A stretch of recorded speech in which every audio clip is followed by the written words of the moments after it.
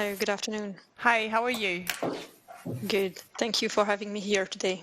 Well, thank you for joining us. You are a Senior Policy Advisor on Maritime Safety, Environment and Offshore at the European Community Shipowners Association.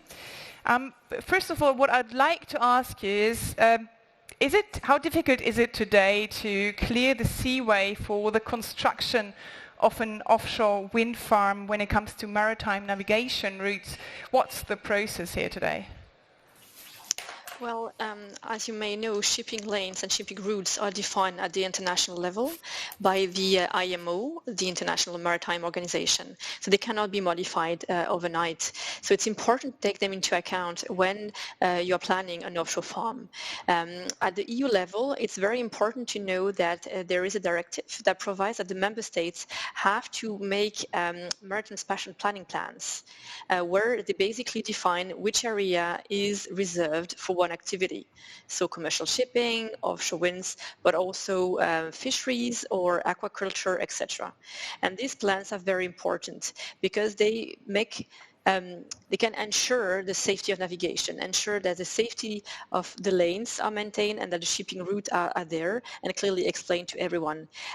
Of course, the offshore renewable production is going to increase tremendously in the coming years, and it's very important for the EU to decarbonize, and it's also an opportunity for us as shipowner, because as you may know, we are involved in all the phases of the construction of offshore wind farm, from the survey to the decommissioning.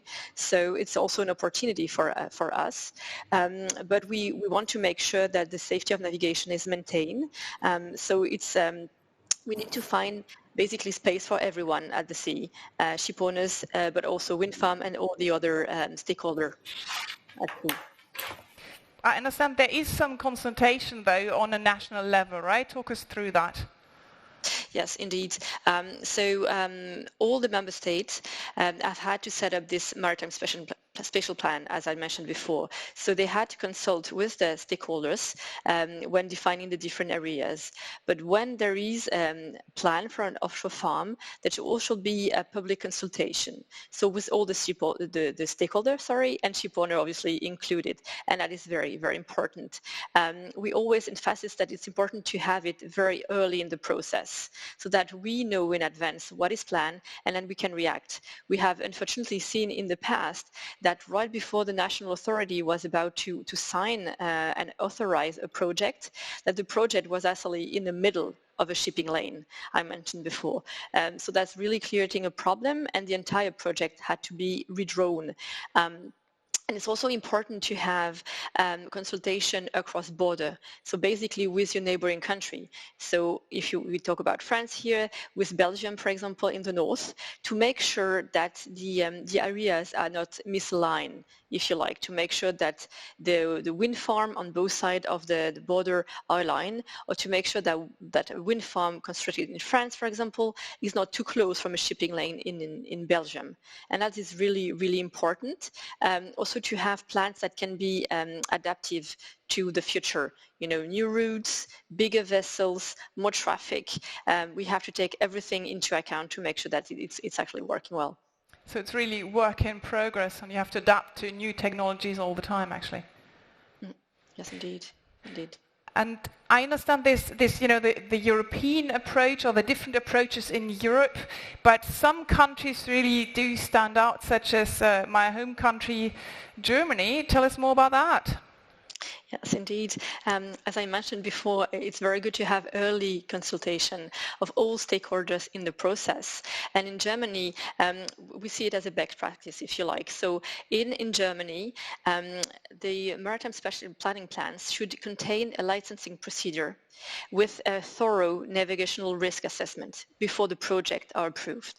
So basically the energy company that wants to exploit an offshore field or is bidding for an offshore area has to do this kind of analysis on the navigational and collision risk. So they have to show the national authority that they have looked at the traffic in the area, the number of accidents in the past, also everything related to the weather, so the sea condition, the wind, etc., to calculate the risk of collision of deriving vessels with the future offshore farm, if you like. And those risks can be mitigated in a number of ways, including with to make sure that you have tugs in the area ready to intervene if there is any issues during, when everything is operating. And this is very good because it's implying that you have a consultation with the shipowner, a discussion with us, and that's very important to make sure that everyone finds a space in the sea. Well, so definitely something that other countries could have a look at actually to improve their ways of doing this. Yes, indeed, and it's obviously, as you say, a work in progress. So we are learning while making, but we do believe that it's a tremendous opportunity for Europe to decarbonize, but also for ship owners. So we're looking forward to working with all the stakeholders in that topic. Right. Fascinating. Thank you very much, Fanny LOSSY, for joining us. You're Senior Policy Advisor on Maritime Safety, Environment and Offshore at the European Community Shipowners Association. Thank you for joining us from Brussels. Thank you, everybody, for listening, and thank you out there for watching the live stream.